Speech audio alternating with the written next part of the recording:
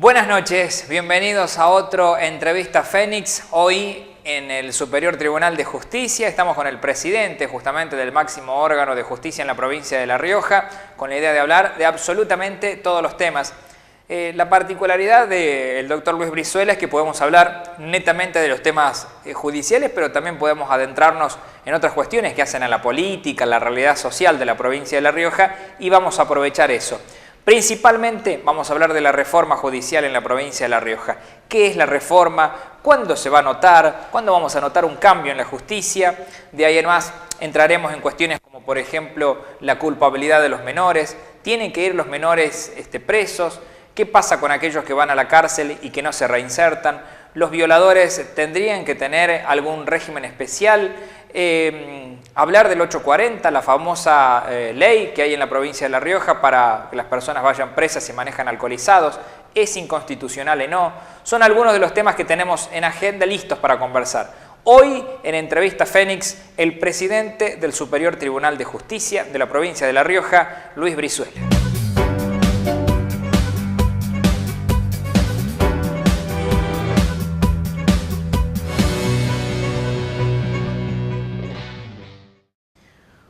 Bueno, nos encontramos con el presidente del Superior Tribunal de Justicia de la provincia de La Rioja, el doctor Luis Brizuela, para conversar de diferentes temas, obviamente referidos a la justicia, agradeciéndole desde ya que nos haya recibido acá en su despacho. Gracias, doctor. No, por favor, un placer estar con ustedes como órganos de difusión permanente ante nuestra sociedad. Y eso es importante porque es la forma en que tenemos nosotros de comunicar qué nos está pasando en el ámbito de la justicia.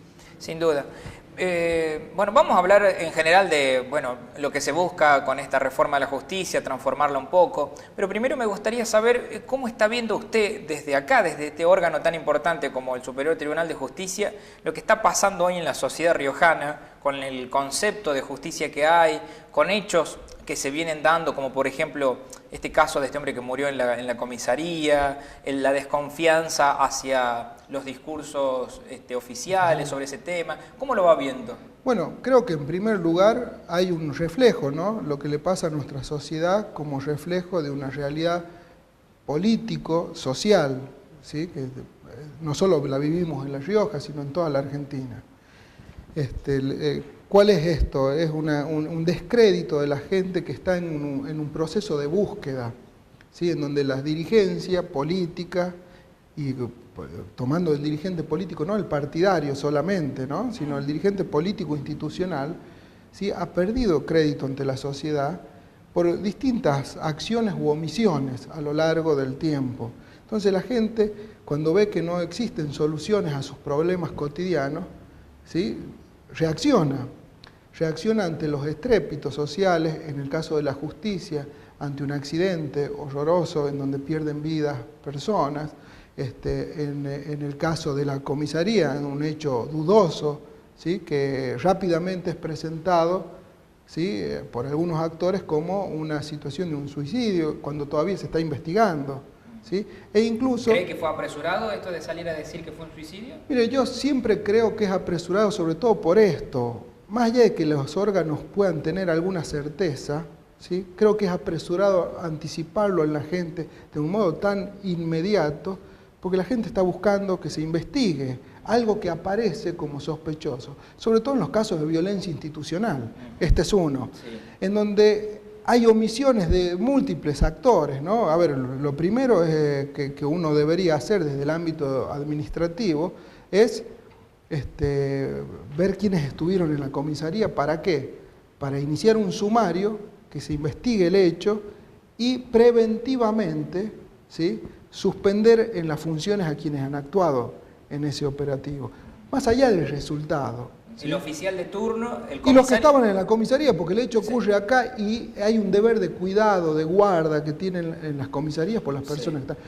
Aparte de otras omisiones, como por ejemplo, ¿por qué está detenido en una comisaría en vez de estar en la alcaidía? Sí, esto es un dato, más allá que la realidad nos lleve a decir, mire, pasa que hay demoras porque el médico que tiene que estar en la alcaidía es llamado cuando se detiene una persona y va a ser trasladado para que vaya. Bueno, debería haber un médico permanente. Totalmente, ¿sí? Las 24 horas. Entonces, esto empieza a evidenciar múltiples problemas que no se resuelven y que en vez de no ser resueltos salen todos a justificarse. Es hora de que los funcionarios asumamos la responsabilidad que nos cabe en las distintas órbitas y digamos esto está mal y lo corrijamos.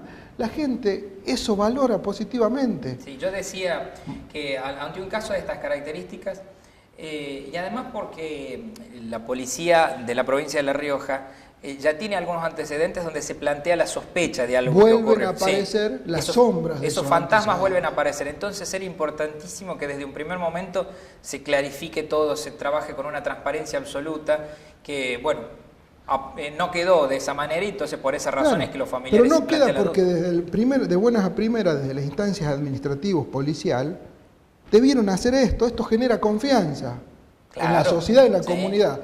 Y la autopsia, digamos, será o no confirmada la postre por una autopsia posterior realizada en Córdoba. Obviamente que la primera autopsia tiene una fortaleza, ¿no? Porque hay algunos elementos que también se pierden después de autopsia, de una autopsia que se realiza. Pero digo, yo confío en nuestros órganos, en nuestros médicos forenses, ¿sí?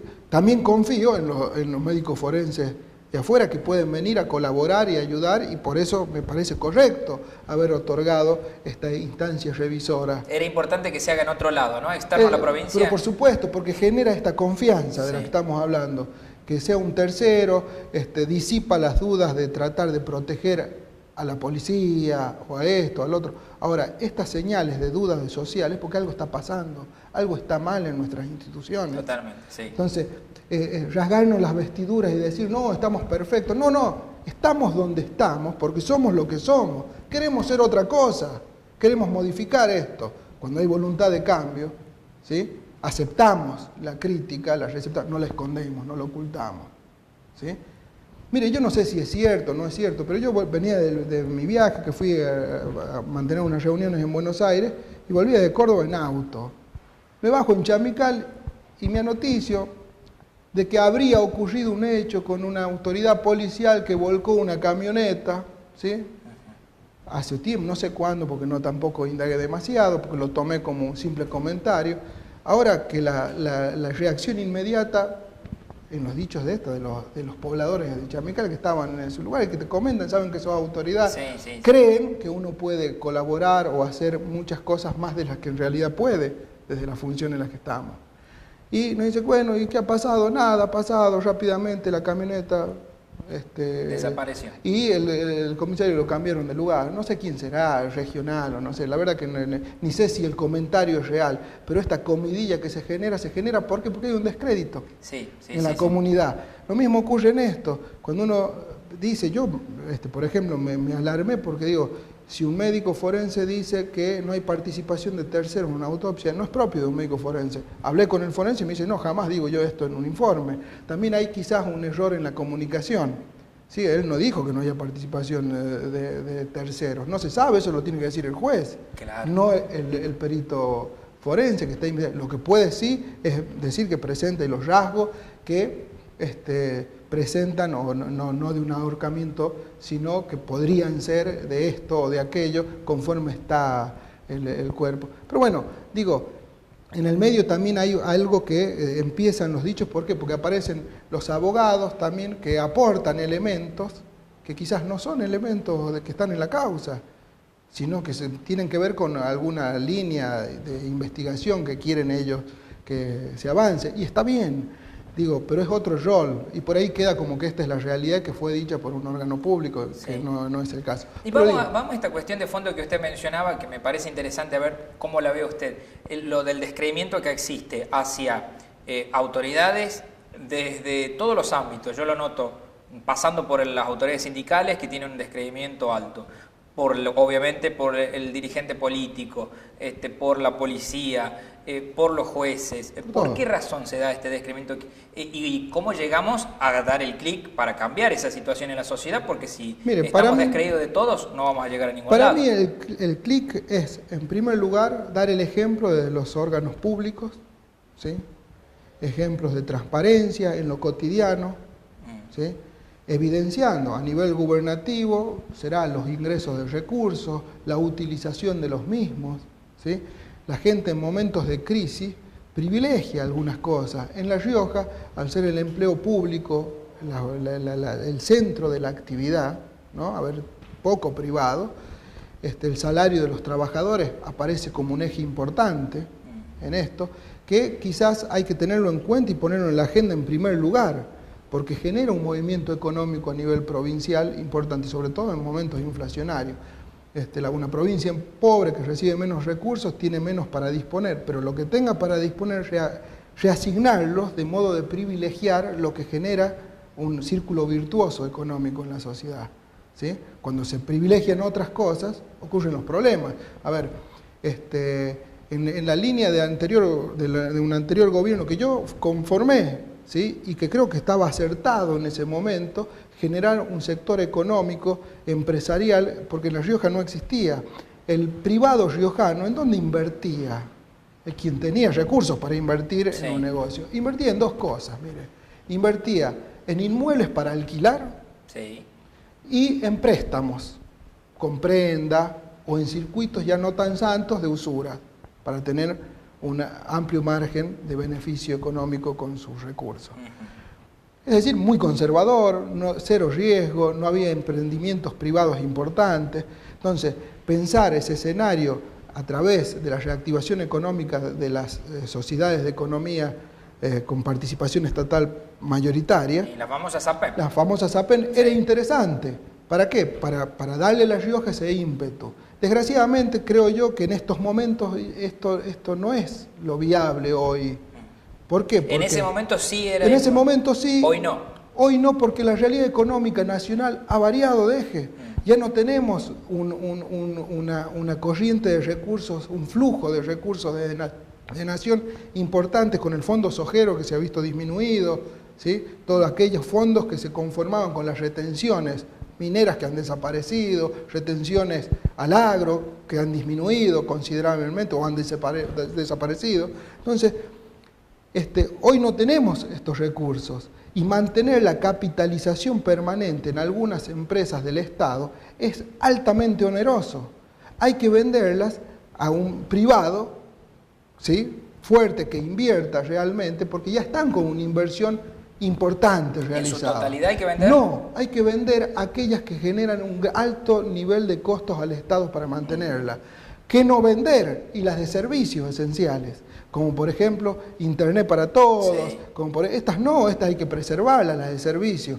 Ahora, todas las otras empresas que tienen un flujo de capitalización permanente del Estado, yo creo que hay que transformarlas, ¿sí? En privadas, ¿sí? Para recuperar parte de lo invertido. Todo no se va a recuperar, pero recuperar parte de esa inversión y dejar de capitalizar tanto, porque ahora debemos privilegiar el salario. Cuando el problema es el hambre, hay que privilegiar la comida. Bueno, en cualquier familia. Esto es el ABC. Esto me parece importante y lo marco porque con Brizuela podemos hablar desde las leyes y la reforma judicial hasta hablar de política, porque es una persona que le gusta mucho hablar de este tipo de temas, además interesante cada una de sus opiniones. Y ya que lo ha mencionado, y se lo pregunto, ¿cómo ve hoy el gobierno de Casas? Mire, de otra forma yo le diría mantener estas empresas si hubiesen repercutido en la billetera de las personas, de los habitantes de La Rioja. A ver, si yo tengo, por ejemplo, cerdos riojanos, y usted puede comprar el lechón a mitad de precio y manténgala, porque estamos indirectamente beneficiando. Ahora, si el lechón vale lo mismo, no encuentro yo cuál es el beneficio. Si el tomate en lata del otro lado van a decir generar trabajo. Yo le genero 100 puestos de trabajo en Chepe, por ejemplo. Pero hay que mantenerlos con un privado, porque ya la inversión gruesa ya la hizo el Estado, ¿sí? En agroandina, en cerdos riojanos, el grueso de la inversión ya lo hizo. Ahora, la capitalización permanente está siendo un inconveniente, ¿sí? Porque tenemos que privilegiar hoy el salario por la hiperinflación, por la inflación que hay. ¿Sí? Hoy usted cree que se debería aumentar los salarios generando un círculo virtuoso económico dentro de la provincia. Porque si el empleado público tiene... ¿A dónde va a ir a invertir el empleado público? A ver, se va a ir a invertir en Europa, en otras provincias de Argentina, o lo consume esencialmente con los bienes y va a comprar servicios? acá, sí, va a comprar acá. Se reactiva el mercado interno, se genera un círculo virtuoso. ¿Con qué? Con lo poco. Desgraciadamente, porque hay que pensar en estos términos, porque se ha disminuido el flujo económico. Si se amplifica a futuro, bueno, será otra la realidad, pero no podemos permanecer inmutables cuando la realidad ha mutado.